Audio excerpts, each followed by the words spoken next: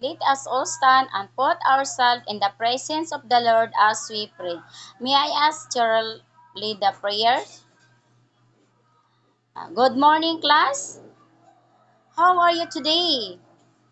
Did you take breakfast? That's good to her, class.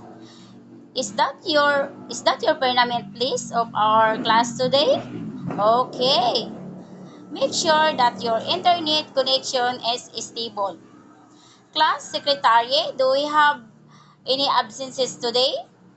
Wow, that's good to her, class. And for that, all of you will get 20 points for perfect attendance for today's class. Do you have an assignment to discuss this lesson?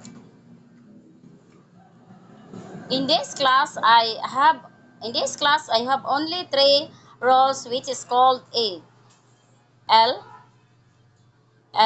listen, B, behave, C, cooperate. Now, class, let us have a short review about our previous topic. Who would you like remind us or among you can still remember our past lesson? Yes, Cyril? Exactly. We discussed about date of assessment. What is all about? Excellent. Do you have any question clarifications with regards to our past lesson? That's great to her, class. So we can now move on to our new lesson for this morning. Are you ready to learn something our new lesson?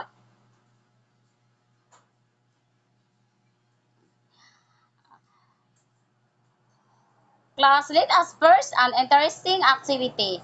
In this activity, you will be grouped into 4-hour group activity this morning. You have to describe each picture shown in the presentation. Each group will be given a manila paper and a marker to write your description in every picture. And group secretary to list down all your scores that you will get in every activity that we are going to have this morning. Most importantly, your group reporter to present report your output in front. You have 3 minutes to do your assigned task and 2 minutes in presenting your output in front. Make sure to present an energetic yell before presenting your output. Here are the picture.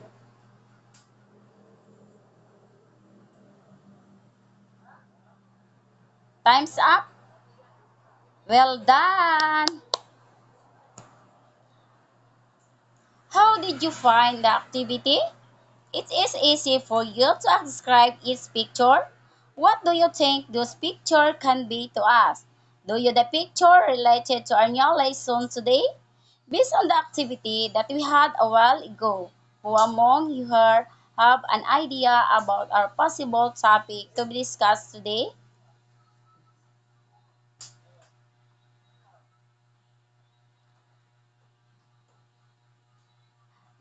Are you ready to learn something to new lesson? The title, The Giving Tree. Object, Objectives. Assure the significance of valuing friendship based on the given story, the given tree. Describe its character in the story and value the importance of the main message of the story.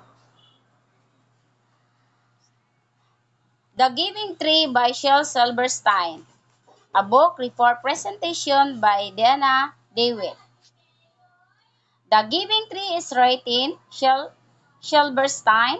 This story about the relationship between a boy and a tree. The tree and the boy were great friends. The tree gave the boy everything that he needed in his life.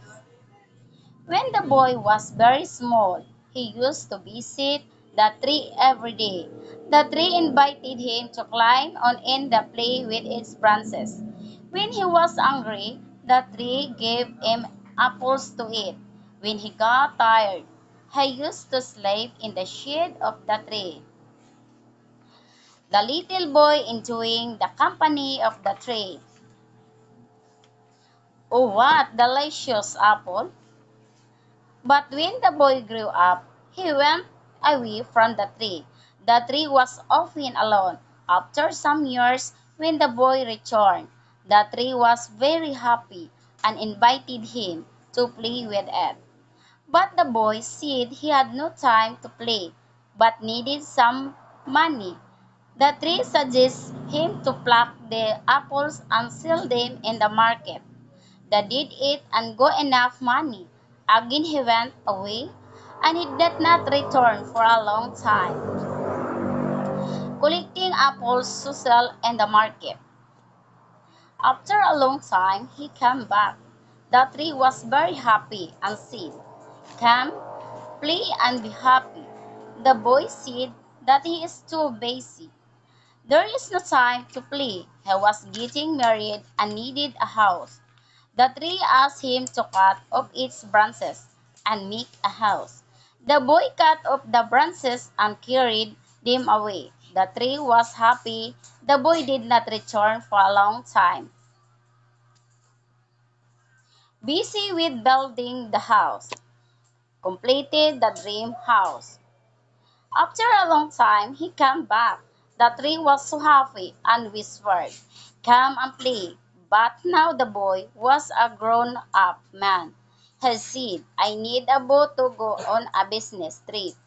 The tree said, "Cut down my trunk and make a boat." The man cut down the trunk, made a boat, and sailed away. The tree was happy, cutting the tree to build a boat. Finally, the boat is ready. The boy returned after a long time. Now he was grown up into an old man. The tree was very happy to see him. The tree said it had nothing to offer him more. The old man said that he wanted nothing. Only he wanted to sit and rest. The tree said that you can use my stump to sit and rest. The old man did, and the tree was still happy. At least only the stump left. What a generosity!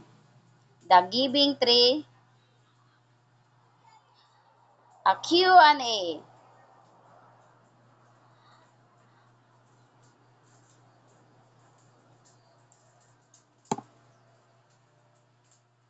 Who are the character in the story?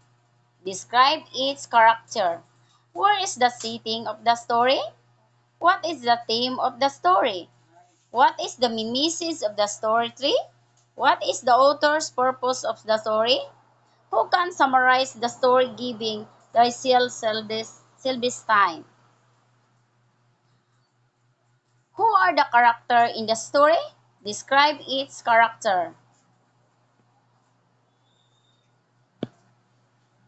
The boy. At first he is young and full of energy. He loves the tree. As he grows through, he becomes more selfish and greedy. He takes from the tree without giving anything in return. In the end, he is old. He is satisfied to just sit and rest on the stem of the tree. The tree. The tree starts out big, strong, and healthy. She loves the boy and is completely selfless, giving him anything he wants so that he will be happy. Even after he takes everything she has, she still loves the man and gives him what he needs. Where is the setting of the story? The story takes place where the tree is growing. Many seasons go by. The boy grows from a child to an old man, and the tree loses leaves and produces fruit. There is an impression that the tree may be in the country because there are no other people around, and the tree is lonely when the boy doesn't come to visit. What is the theme of the story? I think the message that Shel Silverstein wanted to convey through the story is the value of unconditional love, sacrifice, and selflessness.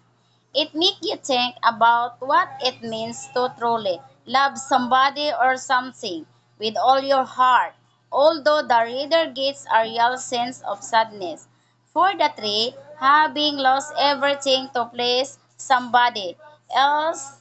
Real message is that the tree wanted to give to the boy, and pleasing the boy is what made her happy. What is the main message of the giving tree? The main message of the story is that giving and making people that you love happy can be more rewarding than receiving any gift. Self-sacrifice that tree gives a lot for the boy, its apples, branches, and even her trunk. To make people that you love happy, may need to give something up which is important to you. What is the author's purpose of the story? The purpose of the story was to entertain people of all ages. Shel Silverstein wrote this story to show kids the gift of giving and to touch the reader with love, kindness, and sadness. Who can summarize the story The Giving Tree by Shel Silverstein? Some, the Giving Tree is a picture book that tells the story of the relationship between a boy and a tree. The story begins with a crown and play, kind of the forest. As the story continues, the boy grew while he's still young. He climbs the tree, swings from her branches, and plays hide and seek around her trunk. As he becomes a teenager, he doesn't go to see as as often. The tree is lonely and misses the boy. When the boy is too old to play with the tree, she offers him her apple to sell for money later.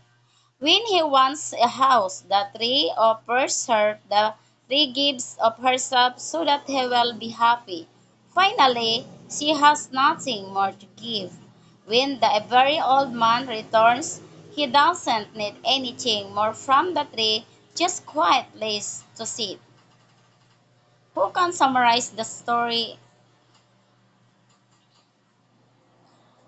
I would definitely recommend The Giving Tree. It is a classic, touching story.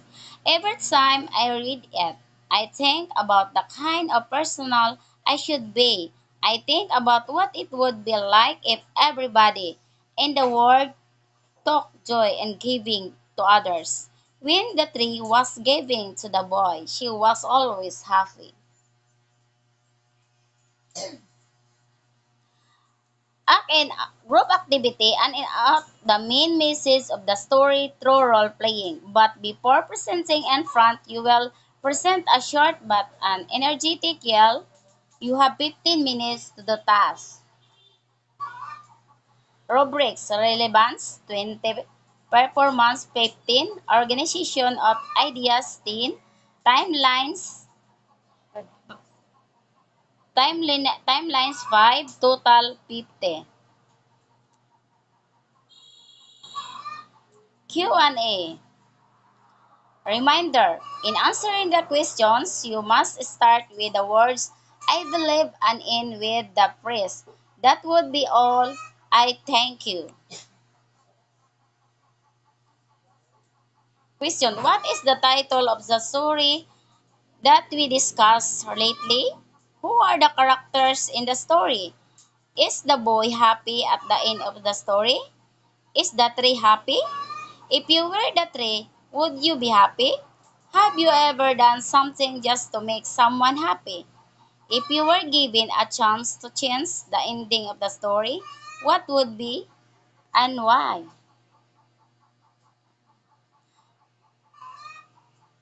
For your assignment on a short bond paper, draw an image that symbolizes of a true friendship. Goodbye. Thank you.